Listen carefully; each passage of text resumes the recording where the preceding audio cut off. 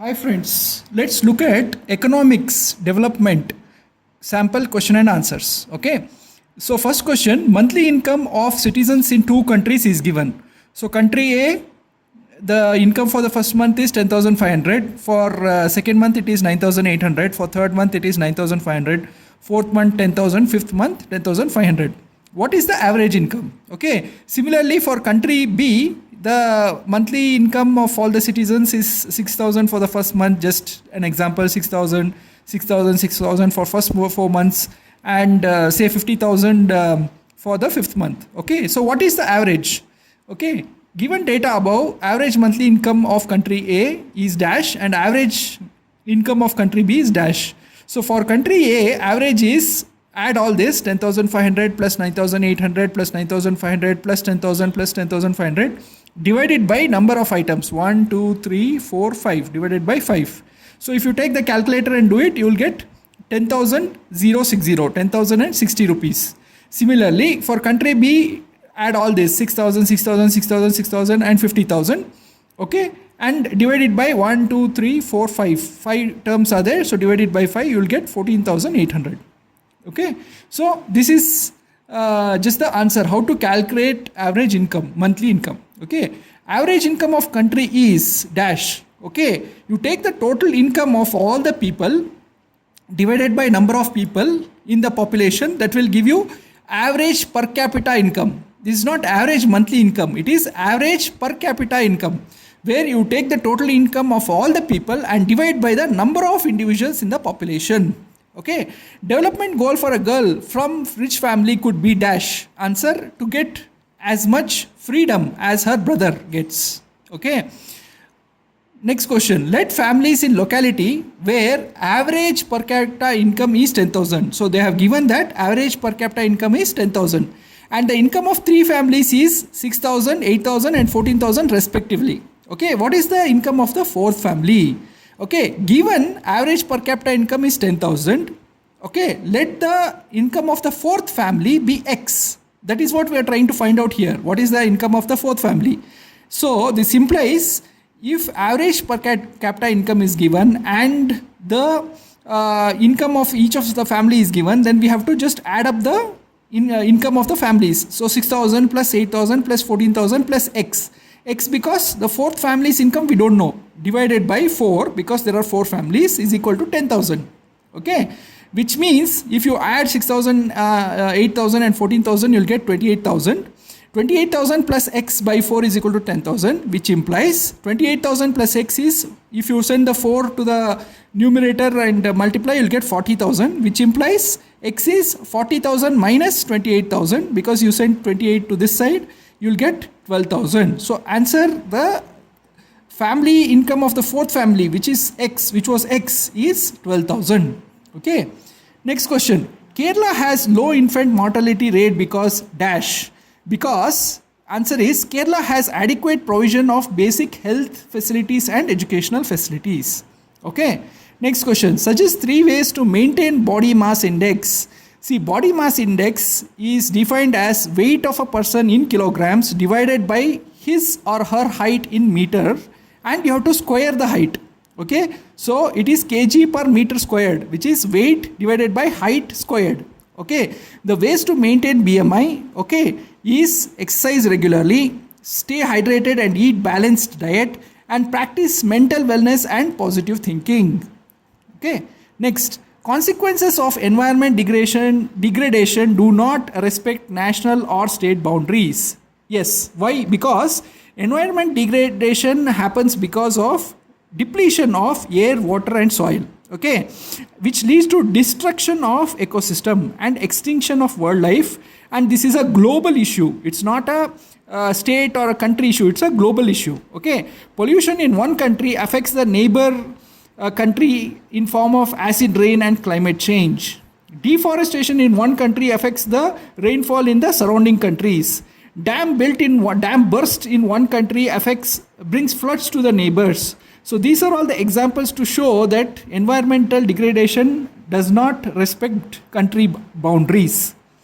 Crude oil reserves are limited all over the world. If we extract it at the present rate, in the next 30 to 40 years, it will be empty. Okay, how to solve this? See, stop overuse and misuse of petroleum. Second point is use renewable energy such as solar, wind, tide, etc. And adopt sustainable lifestyle. Sustainable lifestyle is where you worry about the energy resources getting used and you live such that you don't overuse the resources. Next question can be asked in two ways. How is issue of sustainability important for development? Or why is sustainable development essential for economic growth? So the answer to both of these questions is the same. Development should keep in mind the needs of future generations. We must not use up all the resources for ourselves. Sustainability can be achieved if citizens are educated and they are healthy. If we misuse resources, it won't be available in future. For example, overuse of groundwater will make it scarce and we cannot do agriculture without water. Okay, so non-renewable resources such as petroleum are limited. So we must use them carefully and judiciously. People have conflicting developing goals. Give examples.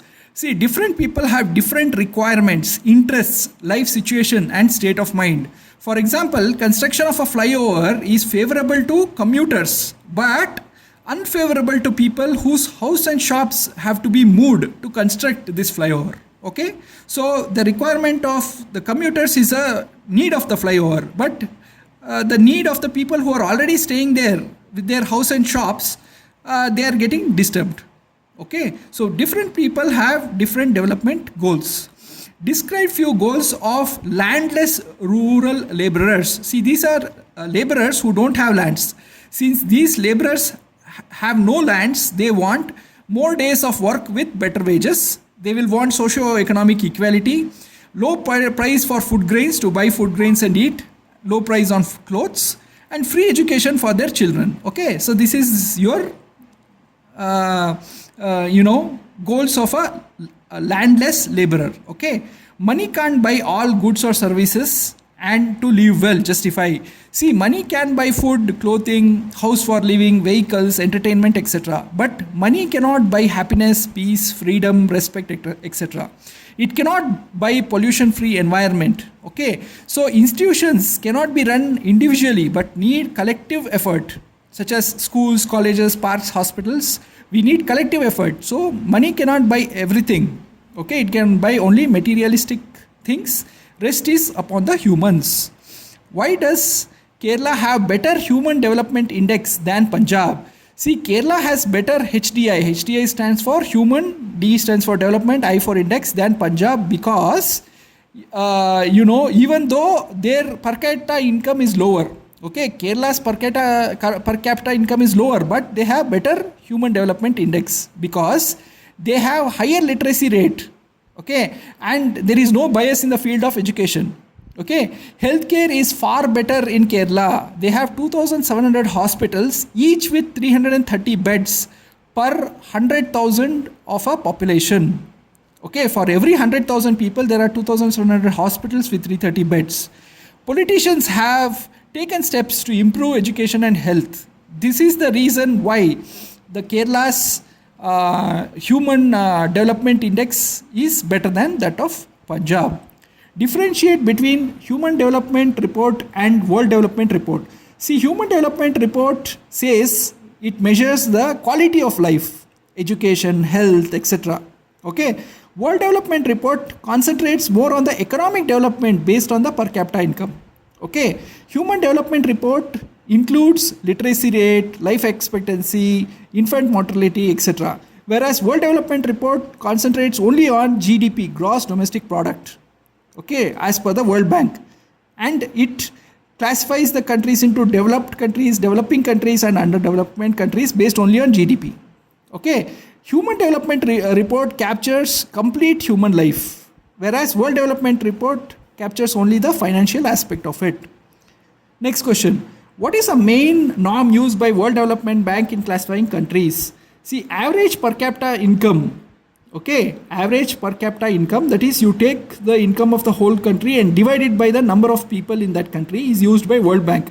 If average per capita income is greater than or equal to 12,616 US dollars, then they are considered to be rich countries. That is per annum. If the per capita income is less than or equal to 1,530 US dollars per annum, then they are considered as middle income countries. And if it is lesser than $1,000, $1,005 per annum, it is considered as poor country. Okay. But this does not account for health, education or quality of life. Though per capita income classifies into rich, middle and poor countries, this is not considering the health, education and quality of life. Besides income for the growth, right? Besides income, what other things do people look for? Okay, in a growth and developed country. Besides income for development, what are the other things people look for? They look for freedom, security and respect. They look for quality of life and they look for health and education. So these are the few factors which are looked in addition to per capita income for ensuring the country's growth and development. Next question. Though level of income is important, it is inadequate to measure development. Yes, because income measures materialistic properties only. Past few decades have shown health, education/literacy, facilities, happiness are also important, which fall under Human Development Index. Okay, for example, Punjab's per capita income is greater than Kerala's, but Kerala's Human Development Index is greater than Punjab. Okay, next question. What is Human Development Index, HDI? Okay, give indications. HDI, Human Development Index, is a measure of social and economic development by the United Nations. UN stands for United Nations. It covers overall development, not just income. Okay, indicators are health facilities. No matter how rich you are, without health, it does not matter. Okay, education. Without literacy, people don't know how to manage wealth. Security. Only security will provide calmness and happiness. So in addition to per capita income, health facilities, education, security, all these are measured by Human Development Index. And one more thing which is also measured is infant mortality. So in INFANT, infant mortality. Okay, so how many, once the children is born, how many of those children are healthy and how many of them unfortunately are not? So that is the measurement there. Okay, next, what might be the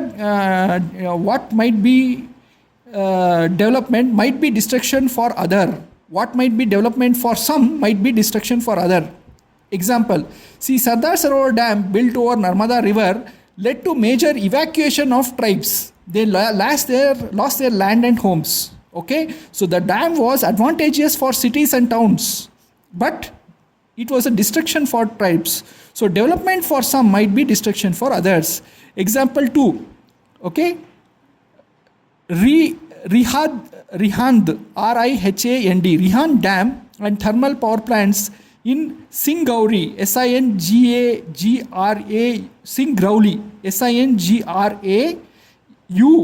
Singrauli region, more than 200,000 people have been displaced. So definitely Rihand Dam and thermal power plants are useful for city and town people, but for these 200,000 people who are displaced, it is a bad thing. Example 3, MNCs take away farmers' lands to set up companies. So it's good for MNCs but bad for farmers. So this is why development for some might be destruction for others.